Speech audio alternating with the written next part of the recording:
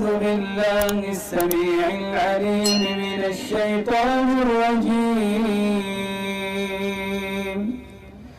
بسم الله الرحمن الرحيم. Primary living organism had to have a minimum of 200 to 390 something set of genetics, genes, for it to function. The first one, that by itself destroys the theory of evolution. Because evolution, then they would say that there was only one gene or two genes and then it developed. But they couldn't have, because the most primary single cell organism could not have survived without it. So that means either somebody, Allah, made that base for life to develop, or it could not have. Evolution falls apart when you really think about it. They always talk about this as if it's a fact. It's not. How many of you have science? You've taken science, you've taken biology in school? Raise your hands. Like you didn't take biology? Raise your hand. Come on, man. Your schooling can't be that bad out here. Huh? How many of you have ever read a science book that said the fact of evolution? No, you didn't. There's no such thing. I'm going to go talk to your science teacher. I don't know what book you were reading, bro. It's called the theory of evolution. Theory of evolution. And the Darwinian theory that Darwin came up with has been refuted. Holes in it. Right? When I was young, they used to show you this graph. It was a primate, monkey-looking thing, and then it became a Neanderthal with this big old forehead, and he slows down, and then he becomes a human, like a briefcase, and the British in a little umbrella walking around. And then they were like, nah, just kidding. There were different branches of Neanderthals and humans. Wait, I thought you guys were teaching us this. Yeah, we were wrong. We're guessing. But Islam doesn't base itself on guesses. It bases itself on evidences, on clear, unrefutable evidences. Now, atheists would be like, where's that? I got you. No problem. Allah subhanahu wa ta'ala revealed to the Prophet Muhammad alayhi salatu wasalam the Quran. The Quran is the greatest miracle of the Prophet sallallahu alaihi wasallam. And it is not a single miracle, there are many miracles. And again, I don't have time to go really deep into this, but we have a seerah, dars on the Majribat. I think one message also has it. And we have, in my notes, I put together 3,000 references from hadith to different miracles of the Prophet sallallahu alaihi wasallam. You can go through them, we'll go them one by one. Water coming out of his hands, alayhi salatu wasalam, water coming from the ground, malaika covering him, the trees making sujood, the clouds covering, all these things. But we're not going to get into all of that today. If you want to know more, you can check that series. Please move forward, mashallah. We have brothers waiting by the stairs. Get close. COVID restrictions are over. So get closer, move in a little bit, brothers. Inshallah, this is from the way of the Sahaba, to sit close together. Maybe some of the brothers can even move out into the walkway, inshallah. So, when we look at the miracles of the Prophet ﷺ, we need to challenge atheists on this. We need to challenge people on this.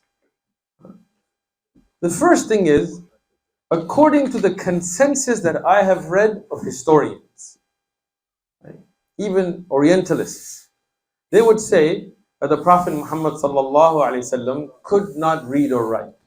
I don't mean some blogger that goes, I mean historians. He couldn't read or write. How many of you here speak another language? Pick. What language do you speak? Urdu. Can you read or write Urdu? Okay, you're out of the case. What about you? You can't read or write? So he speaks Urdu, but he can't read or write Urdu. And if he comes to me and brings me a book written in Urdu, perfectly, so eloquently, that he says, no Urdu poet, no Urdu professor, nobody in the world can match a book like this. That's gangster right there, man. He just put it down, right? How could that be? And if I contacted all the centers of Urdu language, cultural development throughout the world, and all those professors and poets, when they read it, they said, you know, we can't mess with this. How could that be? Logically, like tell an atheist, how could that be? Till today, we go back to the Quran to understand the Arabic language, to know the rulings, to know whether huruf al-jar can enter on a damir and things. When you go back to the Quran, khalas, that's it. Then an atheist might come back. I'm with you, don't worry. Every shak and shubhat they bring, I've been through it. We'll go through it. They'll be like, oh, no. Somebody else wrote it. Okay, no problem. What's your name? Huh? Safir. Safir, if you wrote an amazing work, like something that was just unbelievably good, that nobody could match, would you just give it to me and say, hey, you can just tell people it's yours? No, you'd be suing me and copyrights and trademarks. Like, I wrote that, you can't even read. How are you going to try to take credit for that? If somebody else wrote it, why wouldn't they take credit for it?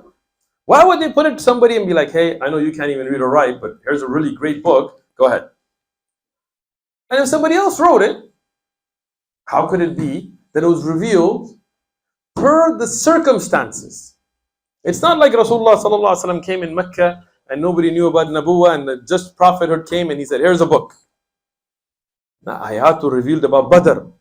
Ayat were revealed about Uhud. Ayat were revealed about Tabuk. As things happen, ayat were revealed. So it couldn't be that somebody else wrote. Tayyib. When the Quran brings forth scientific facts that could not have been known by anybody at that time, let alone a man who can't read or write in a desert in Arabia. Things like the sun having an orbit. The Greeks didn't have that idea.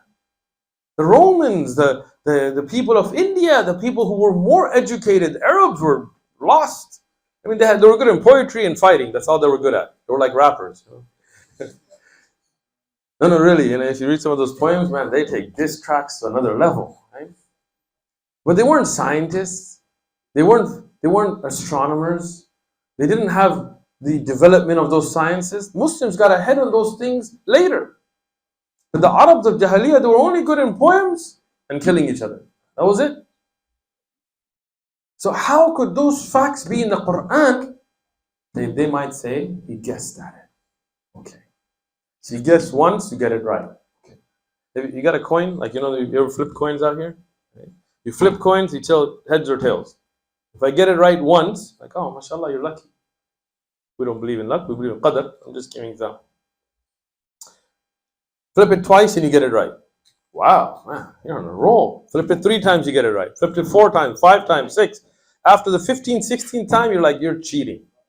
There is no way. If you're in Vegas, the mafia guys are going to come break your legs because you've rigged it. Right? There is a book currently published by Dar es-Salaam. It's called The Irrefutable Miracles of the Quran. It goes over tons of them. Historic miracles, linguistic miracles, scientific miracles. He got them right every time? Come on. Right? Okay. Let's keep going. يطع الله والرسول فأولئك مع الذين أنعم الله عليهم من النبيين والصديقين والشهداء والصالحين وحسن أولئك رفيقا.